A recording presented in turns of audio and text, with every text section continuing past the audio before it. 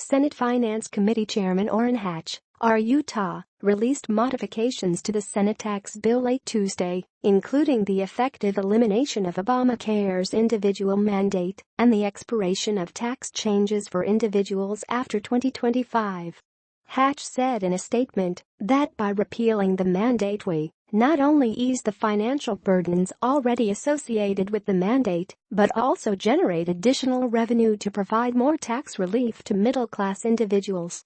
Hatch's modified mark would essentially repeal the individual mandate by reducing to zero the penalty people pay if they don't have health insurance.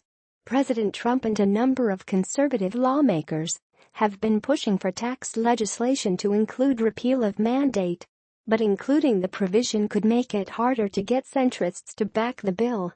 Hatch's modifications also include several provisions aimed at helping the middle class and shoring up support from GOP senators. These include increasing the child tax credit to $2,000 from $1,650 in the original bill and further lowering some of the individual tax rates. Senators Marco Rubio, Florida, and Mike Lee, Utah, have been pushing for a larger child tax credit expansion.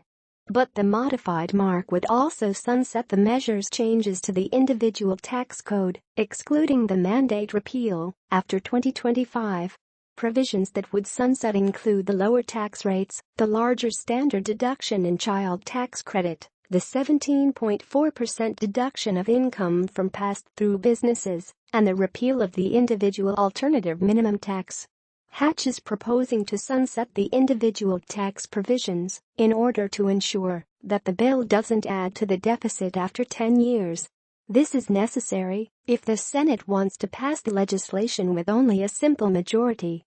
On Monday, Hatch hinted that temporary individual tax cuts were on the table, emphasizing that he wanted to ensure that business tax changes are permanent.